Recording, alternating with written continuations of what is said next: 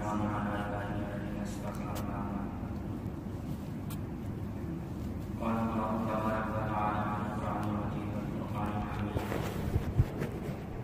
أعوذ بالله من الشيطان الرجيم بسم الله الرحمن الرحيم إن الله وملائكته يصلون على النبي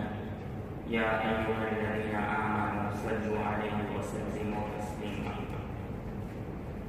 صدق الله العظيم. میں نے آپ کے سامنے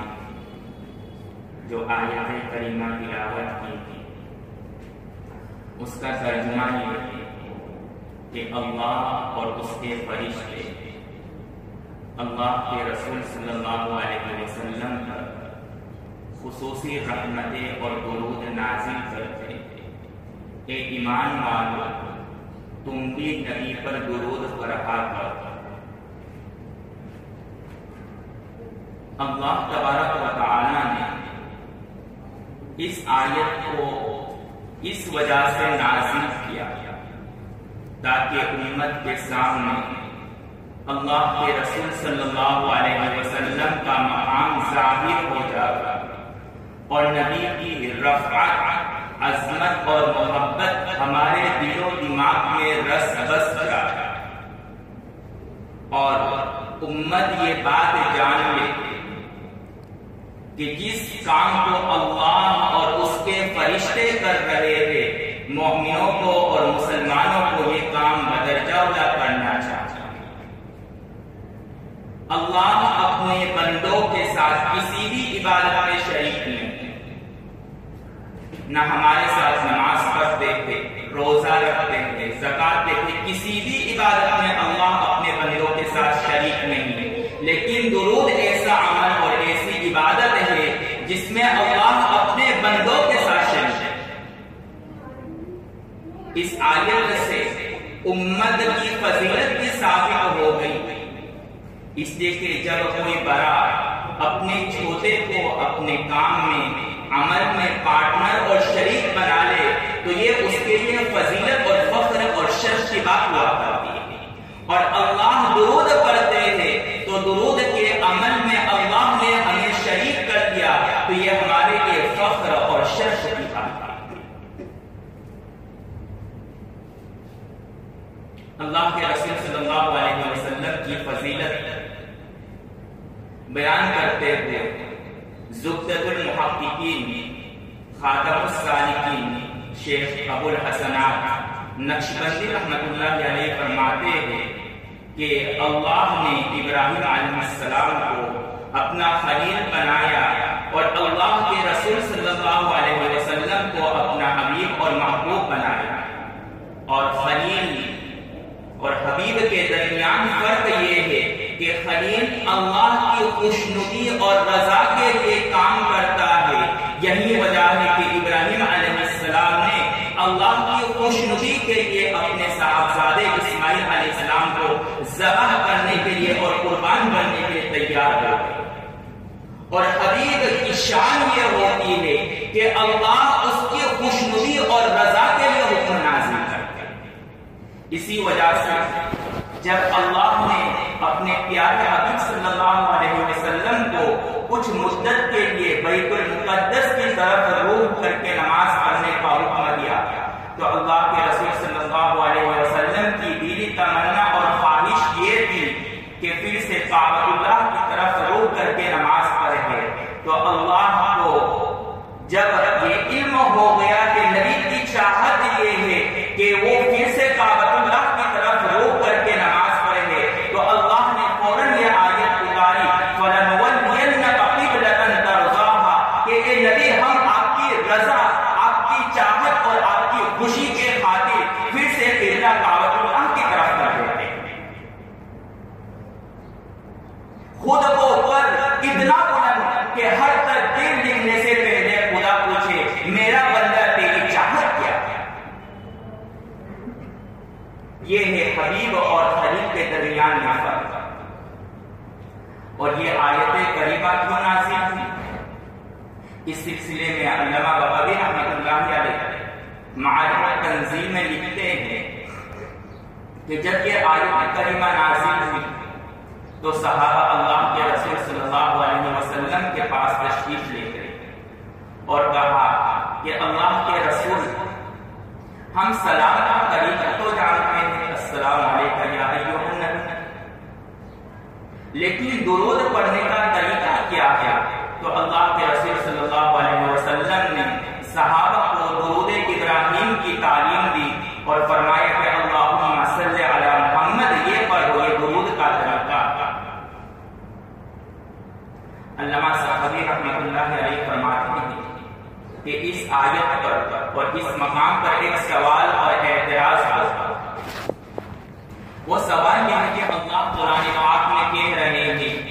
یا ایھا الذین آمنوا صلو، کہ اے ایمان والو تم نبی پر درود پڑھو، اور جب ہم درود شریف پڑھتے ہیں اللہم صلی علی محمد، تو اس کا ترجمہ یہ ہے کہ اے اللہ آپ اپنے نبی پر درود بھیجیں۔ تو یہ عجیب بات ہو گئی، اللہ ہمیں حکمت کہہ رہے ہیں، حکمت دے رہے ہیں کہ تم درود پڑھو، اور جب درود ہم پڑھتے ہیں تو اس کا ترجمہ ہوتا ہے اے اللہ آپ درود نازل کریں۔ یہ تو ایسی ہی بات ہو گئی جیسے والد اپنے صاحبزادے سے کہے بلا کام کرو، بلا کام کا حکم دے، اور صاحبزادے کہہ دے والد آپ ہی یہ کام کرو۔ تو صحابی نے نرالا اور بہترین جواب دیا اور فرمایا کہ اللہ نے اپنے نبی کی زبان سے کہلوایا کہ اے نبی آپ اپنی امت اور صحابہ سے کہہ دو کہ درود ہمارے حوالے کر دے، اس لیے کہ امت آپ کا مقام نہیں جانتی ہے، ہم آپ کے مقام کے مطابق درود نازل کریں گے۔ آپ کا مقام اتنا بلند ہے، آپ کا مقام اتنا اونچا ہے کہ امت کا کوئی فرد آپ کے مقام کے مطابق درود نازل نہیں کر سکتا ہے، ہم آپ کے مقام اور بلند شان کے مطابق درود نازل کرتے ہیں۔ امت آپ کا مقام کیا چاہتی ہے، ہم آپ کے مقام کو جانتے ہیں، ہم آپ کے مقام اور شان کے مطابق درود نازل کرتے ہیں۔ پھر آگے فرماتے ہیں کہ اے اللہ جب درود آپ کو ہی نازل کرنا تھا تو ہمیں کیا کیا؟ تو صحابی آگے فرماتے ہیں کہ اگرچہ درود اللہ نازل کر رہے ہیں، لیکن درود شریف کے کلمات اور الفاظ ہم ادا کر رہے ہیں، انہی الفاظ اور کلمات کو ادا کرنے کی برکت سے اللہ تمہیں نبی کے محبوبین میں داخل کر دیں گے۔ صرف اتنا ہی نہیں بلکہ تمہارے مقام کو بلند کریں گے، تمہارے گناہ کو معاف کر دیں گے، اور اس کی برکت سے نبی کا تقرب حاصل ہوگا۔ پھر دوسری جگہ امام سخاوی رحمۃ اللہ علیہ نے ایک اور سوال اٹھایا کہ ہم اذان کے بعد دعا پڑھتے ہیں جس میں جملہ ہے وَوَعَدْتَ الْمَقَامَ مَحْمُودًا، جس کا ترجمہ یہ ہے کہ اے اللہ آپ اپنے نبی کو مقام محمود عطا کر۔ مقام محمود کس کو کہتے ہیں؟ اس میں ایک قول یہ ہے کہ مقام محمود سے مراد شفاعت کبریٰ، کہ اللہ آپ اپنے نبی کو شفاعت کبریٰ عطا کر۔ شفاعت کبریٰ کیا ہے؟ میدان حشر میں جب سارے لوگ جمع کیے جائیں گے، حساب و کتاب شروع نہیں ہوا ہوگا تو سارے لوگ پریشان حال ہوں گے تاکہ کتاب اور حساب جلد شروع ہو جائے گا۔ تو تمام لوگ اپنے اپنے انبیاء اور نبی کے پاس جائیں گے، ہر نبی سفارش کرنے سے منع کر دے گا۔ ابراہیم علیہ السلام، موسیٰ علیہ السلام، عیسیٰ علیہ السلام غرض ہر نبی سفارش کرنے سے منع کر دے گا۔ پھر آخر میں سارے لوگ اللہ کے رسول صلی اللہ علیہ وسلم کے پاس جائیں گے، اللہ کے رسول صلی اللہ علیہ وسلم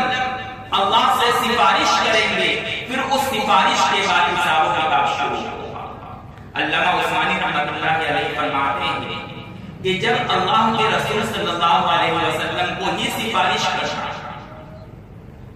تو پھر دیگر انبیاء کے پاس اللہ لوگوں کو کیوں بھیجنے؟ اس لیے کہ آخر میں اللہ کے رسول کو ہی کرنا ہے۔ تو علامہ عثمانی اس کا جواب دیتے ہیں اور فرماتے ہیں کہ اصل بات یہ ہے کہ ممکن تھا کہ کوئی اگلا امتی یوں کہہ دے کہ میرے نبی موسیٰ علیہ السلام یا میرے نبی عیسیٰ علیہ السلام بھی سفارش کر سکتے تھے، اس لیے اللہ ہر نبی کے پاس لوگوں کو بھیجیں گے تاکہ ہر نبی انکار کر دے اور منع کر دے کہ ہم سفارش نہیں کر سکتے ہیں، اور سارے لوگوں کے سامنے یہ بات ظاہر ہو جاوے کہ آج سارے انبیاء سفارش کرنے سے عاجز ہے۔ اگر آج کوئی سفارش کر سکتا ہے تو وہ صرف ایک ہی ذات اقدس ہے، اور وہ ذات اقدس محمد صلی اللہ علیہ وسلم کی ذات ہے۔ آج میرے نبی ہی سفارش کر سکتے ہیں اور اس کے علاوہ کوئی نبی سفارش نہیں کر سکتا۔ تو اللہ تمام لوگوں کے سامنے اپنے نبی کے مقام کو ظاہر کرنے کے لیے پہلے اگلے انبیاء کے پاس بھیجیں گے تاکہ ان کا عجز اور ان کی عاجزی ظاہر ہو جائے اور پتہ چل جائے کہ نبی کا مقام کتنا بلند ہے کہ جب سارے انبیاء سفارش کرنے سے قاصر ہیں تو صرف محمد صلی اللہ علیہ وسلم ہی سفارش کر سکتے ہیں۔ تو فرماتے ہیں کہ اللہ اپنے نبی کو شفاعت کبریٰ عطا فرمائے۔ تو صحابی فرماتے ہیں کہ شفاعت کبریٰ تو اللہ نے اپنے نبی کو پہلے ہی سے دے دیا۔ دعا اس چیز کی دی جاتی ہے یا کی جاتی ہے جو انسان کے پاس موجود نہ ہو، اور سفارش کرنے کا حق اللہ نے اپنے نبی کو پہلے ہی سے دے دیا، پہلے ہی بتا دیا۔ تو پھر نبی کے لیے سفارش کی دعا اذان کے بعد ہم کیوں کرتے ہیں؟ تو صحابی عشق والا جواب دیتے ہوئے کہتا ہے کہ اصل بات یہ ہے کہ اس دعا کی برکت سے اللہ ہمیں نبی کی سفارش کے مستحق بنانا چاہتا ہے، اس لیے کہ جب ہم نبی کے لیے سفارش اور شفاعت کبریٰ کی دعا کریں گے تو نبی کے دل میں ہماری محبت آئے گی، جب نبی کے دل میں ہماری محبت آئے گی تو اس کی برکت سے اللہ کے رسول ہماری سفارش کریں گے۔ اس لیے اذان کے بعد اس دعا کو کثرت سے پڑھیں، اس کو فراموش نہ کریں، اس کی برکت سے اللہ ہمیں نبی کریم صلی اللہ علیہ وسلم کی سفارش سے مالا مال کریں۔ اور مزید نبی کے مقام کو ظاہر کرنے کے لیے، واضح کرنے کے لیے اللہ نے اپنے نبی کو معراج پر اور آسمان پر بلایا۔ ہم معراج کے واقعے کو سرسری پڑھتے ہیں، لیکن جب اس میں غور و فکر کرتے ہیں تو اندازہ ہوتا ہے کہ نبی کا مقام کتنا بڑا ہے۔ ہر آسمان پر کسی نہ کسی نبی سے ملاقات ہوتی ہے۔ اللہ کے رسول صلی اللہ علیہ وسلم چھٹے آسمان پر موسیٰ علیہ السلام سے ملاقات ہوتی ہے، اور وہیں سوال کہ آپ کو اللہ نے کیا تحفہ دیا؟ تو کہا 50 نماز۔ تو موسیٰ علیہ السلام نے بار بار مشورہ دیا کہ آپ نماز کم کراؤ اللہ سے، یہاں تک کہ نمازیں 5 اب سوال یہ ہے کہ موسیٰ علیہ السلام نے ہی کیوں اللہ کے رسول کو مشورہ دیا؟ حالانکہ اور بھی دیگر انبیاء تھے وہ اللہ کے رسول صلی اللہ علیہ وسلم کو مشورہ دے سکتے، بلکہ ابراہیم علیہ السلام کا ہمارا زیادہ قریبی تعلق ہے، انہی کی ہم قربانی کرتے ہیں، انہی کی سنت جو ختنے کی ہم اسی کو ادا کرتے ہیں، انہی کی تعمیر کردہ کعبۃ اللہ میں ہم طواف کرتے ہیں، اور ہمارا نام مسلمان ابراہیم علیہ السلام نے ہی رکھا ہوا سماکم المسلمین۔ تو ابراہیم علیہ السلام کا اس امت سے اور اللہ کے رسول سے قریبی تعلق ہے، لیکن مشورہ ابراہیم علیہ السلام نے نہیں دیا بلکہ موسیٰ علیہ السلام نے۔ اس کی وجہ فتح الملہم میں ہے کہ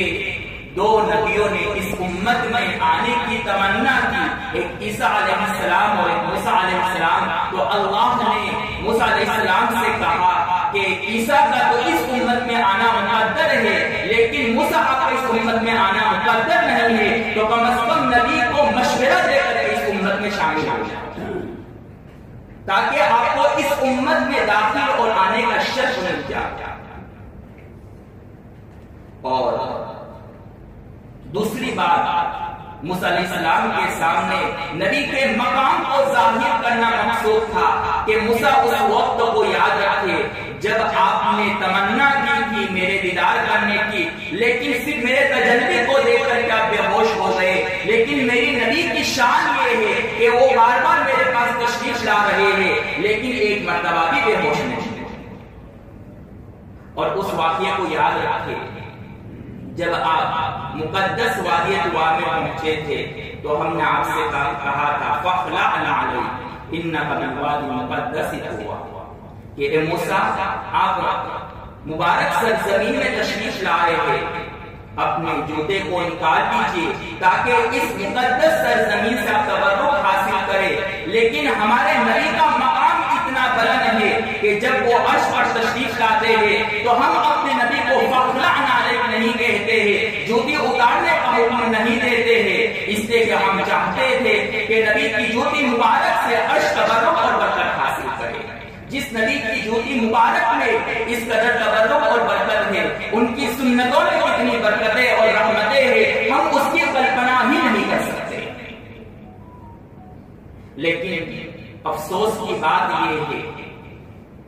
کہ ہمارے بچے 10-20 روپے کے گلاس توڑ دیتے ہیں تو ماں باپ ناراض ہو کر کے بسا اوقات اس کو تھپڑ تک مار دیتے ہیں، لیکن ہمارے نوجوان اور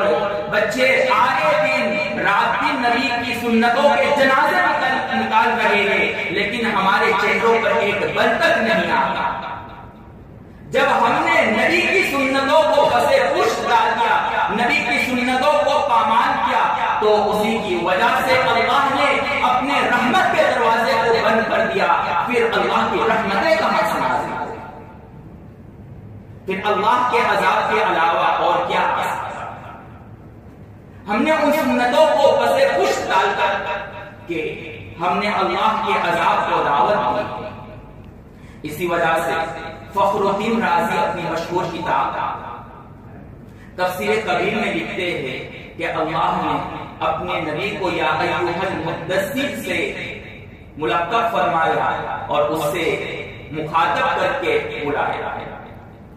مدثر کا عام ترجمہ مفسرین کہتے ہیں کہ کملی والے،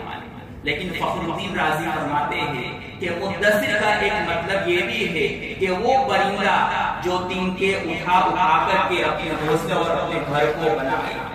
تو اللہ کے رسول کو یہ بتلانا چاہ رہے ہیں کہ اے نبی، جس طرح ایک پرندہ مختلف جگہوں سے تنکے جمع کر کے اپنا گھر بناتا ہے، تو اے نبی آپ بھی کھڑے ہو جائے اور ساری امت کو جو بکھر چکی ہے وہ ادھر ادھر پھر رہے ہیں، سب کو ایک پلیٹ فارم یعنی دین اور سنت کے میدان میں جمع کر دو تاکہ وہ ضلالت اور گمراہی سے بچ جاوے۔ تو اللہ کے رسول صلی اللہ علیہ وسلم کھڑے ہو کر کے تمام امت کو دین کے میدان میں جمع کرتے ہیں اور سب کو ہدایت کے راستے پر لاتے ہیں اور دین کے گھر کو آباد کرتے ہیں۔ لیکن افسوس کی بات یہ ہے کہ جس نبی نے جس دین کے گھر کو آباد کیا، ہم نے اسی دین کے گھر کو ویران کر دیا۔ اگر کل قیامت کے دن ہم اللہ کے رسول صلی اللہ علیہ وسلم کے سامنے جائے اور فرشتے کہے کہ اے اللہ کے رسول، یہ وہی لوگ ہیں جنہوں نے آپ کے دین کے گھر کو اور آپ کے گھونسلے کو ویران کیا ہے، توڑا ہے، وہ آپ کے سفارش کے مستحق نہیں ہے، اور اللہ کے رسول ہم سے اپنا چہرہ موڑ لے تو ہمارا کیا حشر ہوگا ہم اندازہ نہیں کر سکتے۔ اور اگر نبی نے سفارش کرنے سے منع کر دیا تو اور کون ہے جو ہماری سفارش کر کے ہمیں جنت کا مستحق بنا دے اور جہنم سے بچا دے؟ اس لیے ہمیں ضرورت ہے کہ اپنی زندگی میں سنتوں کو لائیں، اپنے بچوں کو سنت والی زندگی پر لائیں۔ پھر جب اللہ کے رسول صلی اللہ علیہ وسلم موسیٰ علیہ السلام سے بات کر لیتے ہیں تو پھر اللہ کے دیدار کے لیے جاتے ہیں، پھر وہاں نماز کو فتن دی جاتی ہے۔ اب سوال یہ ہے کہ نماز آسمانوں پر کیوں دی گئی؟ اس کا ایک مشہور جواب تو سب ہی جانتے ہیں، لیکن مفتی شفیع صاحب رحمۃ اللہ علیہ فرماتے ہیں کہ میرے دل میں یہ خیال آیا کہ اللہ کے رسول صلی اللہ علیہ وسلم کو نماز آسمانوں پر اس لیے دی گئی کہ نبی کے دل میں یہ خیال آیا کہ اللہ مجھے معراج اور یہ مقام نصیب تو ہو گیا، لیکن میری امت کو یہ مقام کیسے نصیب ہوگا؟ تو اللہ کے رسول کے دل میں یہ جو خیال آیا، اللہ نے اس کو بھانپ لیا اور کہا اے نبی آپ کو یہ مقام نصیب ہو گیا، آپ کو غم کرنے کی ضرورت نہیں ہے، آپ کی امت کے لیے آپ کو فکر کرنے کی ضرورت نہیں ہے، ہم آپ کو تحفۃ نماز دیتے ہیں تاکہ آپ کی امت کو یہ مقام نصیب ہو جائے۔ نبی کی شفقت کو دیکھتے کہ آسمانوں پر بھی اپنی امت کو فراموش نہیں کیا، اور زندگی میں کیا حال ہے؟ معاشہ فرماتی ہے کہ ایک مرتبہ میرے گھر پر اللہ کے رسول صلی اللہ علیہ وسلم کی باری آئی، آنکھ کھل گئی تو میں نے دیکھا کہ اللہ کے رسول صلی اللہ علیہ وسلم اس طرف پر نہیں، تو دل میں خیال آیا کہ کہیں اللہ کے رسول صلی اللہ علیہ وسلم کسی اور زوجہ کے وہاں تو نہیں تشریف لے کر، اس نے میں باہر نکل دیکھنے کے لیے، تو دیکھتا ہوں کہ اللہ کے رسول صلی اللہ علیہ وسلم قبرستان میں آہوزاری کر رہے، سجدے میں دعا کر رہے ہیں، اور اس قدر آہوزاری کر رہے ہیں کہ مجھ سے برداشت نہیں ہوا، میں نے اللہ کے رسول صلی اللہ علیہ وسلم کے اوپر ہاتھ رکھ دیا، تو اللہ کے رسول صلی اللہ علیہ وسلم کھڑے ہوئے اور کہا کہ عائشہ کیا بات ہے؟ تو کہا اللہ کے رسول، اے پیارے رسول، آپ کی اس تکلیف کو میں نہیں دیکھ پا رہی ہوں، اس وجہ سے میں نے آپ کو کھڑا کر دیا۔ تو اللہ کے رسول صلی اللہ علیہ وسلم نے فرمایا اے عائشہ اگر تو نہیں آتی تو میں صبح تک سجدے میں اللہ سے دعا کر کر کے امت کے ہر فرد کی سفارش کروا دیتا اور امت کے ہر فرد کو جہنم سے نجات کی کوشش کرتا تھا کہ امت کا کوئی فرد جہنم میں نہ جائے۔ نبی نے اس امت کے لیے اتنی فکر کی، اپنے آپ کو اس قدر غمگین کیا کہ اللہ کو یہ آیت کریمہ نازل کرنی پڑی، فَلَعَلَّكَ بَاخِعٌ نَفْسَكَ عَلَىٰ آثَارِهِمْ إِن لَّمْ يُؤْمِنُوا بِهَٰذَا الْحَدِيثِ أَسَفًا، کہ اے نبی آپ کو اپنی امت کے لیے اس قدر غمزدہ ہونے کی ضرورت نہیں ہے، آپ اپنے آپ کو اتنی فکر اور غم میں نہ ڈالیں کہ آپ کو ہارٹ اٹیک آ جائے۔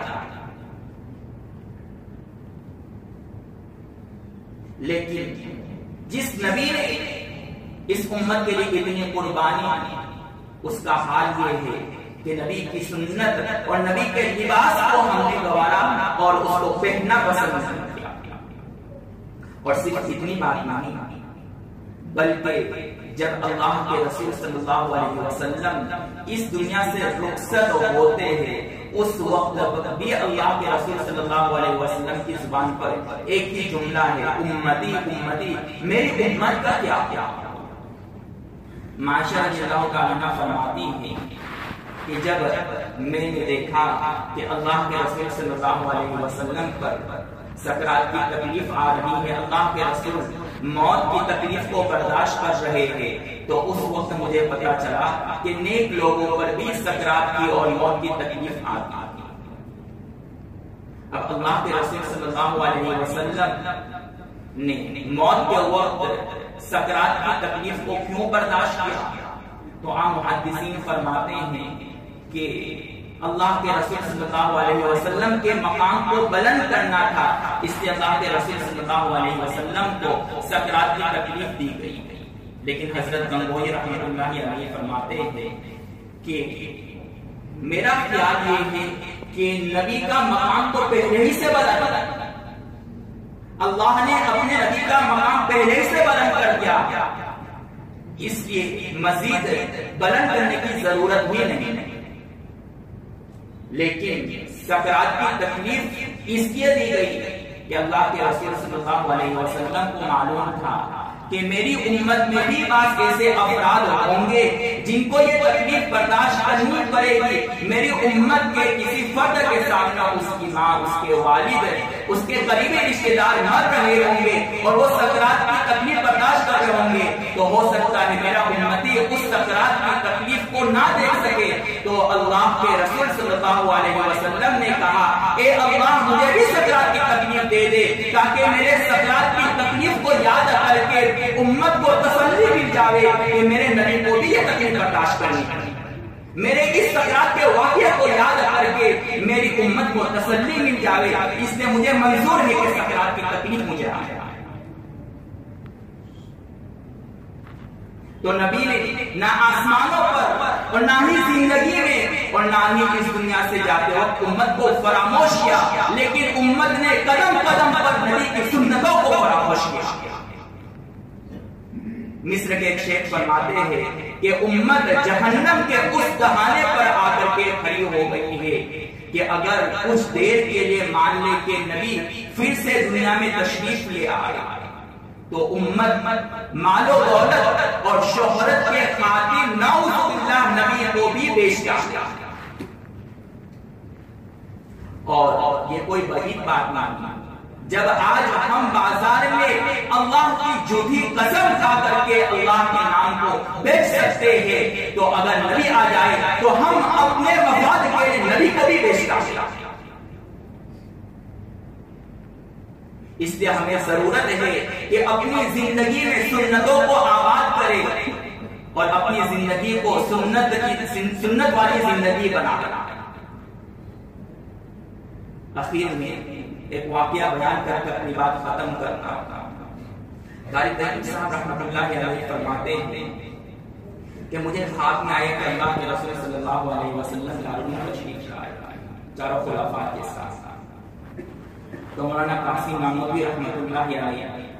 اور مولانا شاہ اللہ کے رسول کی ملاقات کے لیے جا رہا تھا۔ مولانا شاہ دورے دورے اللہ کے رسول صلی اللہ علیہ وسلم کے پاس جا رہا تھا اور مولانا قاسم نانوتوی رحمۃ اللہ علیہ آہستہ آہستہ چل کر کے جا رہے تھے۔ جب دونوں حضرات اللہ کے رسول صلی اللہ علیہ وسلم کے پاس پہنچے تو مولانا شاہ کو اپنے بازو میں بٹھایا اور مولانا قاسم نانوتوی رحمۃ اللہ علیہ کو اپنے گود میں بٹھایا۔ تو مولانا شاہ نے سوالیہ نظروں سے دیکھا کہ اللہ کے رسول ہم تو آپ کی محبت میں دورے دورے آ رہے تھے اور قاسم صاحب تو آہستہ آہستہ چل رہے تھے، ان کو گود میں بٹھایا اور ہمیں پڑوس میں بازو میں بٹھایا۔ تو اللہ کے رسول صلی اللہ علیہ وسلم نے فرمایا کہ مولانا شاہ بات یہ ہے کہ قاسم میرے قدم کو تلاش کرتے ہوئے آ رہا تھا اور اپنے قدم کو میرے قدم کے اوپر رکھ کر کے تشریف لا رہا تھا، تو اس محبت اور عشق کی وجہ سے میں نے اس کو اپنے گود میں بٹھا لیا۔ اس واقعے اور خواب کو بیان کرنے کے بعد قاری تحقیق صاحب رحمۃ اللہ علیہ کی آنکھوں سے آنسو بہ پڑے اور کہا کہ سن لو، نبی کے قدم پر قدم رکھنے سے نبی کی گود نصیب ہوتی ہے اور نبی کی زندگی پر اپنی زندگی رکھنے سے نبی کی سفارش نصیب ہوتی ہے۔ اس لیے آج سے ارادہ کریں کہ ہم اپنی زندگی کو نبی کی زندگی کے مطابق بنائیں گے اور کم از کم 300 مرتبہ جمعہ کے دن درود شریف پڑھنا چاہیے۔ مفتی احمد صاحب خانپوری رحمۃ اللہ برکاتہ فرماتے ہیں کہ درود کا ادنا درجہ کم از کم درجہ جمعہ کے دن 300 اور متوسط درجہ 1000 اور اعلیٰ درجہ 3000 مرتبہ۔ تو 3000 مرتبہ نہیں کر سکتے تو کم از کم 300 مرتبہ ہی پڑھیں۔ اللہ تعالیٰ کا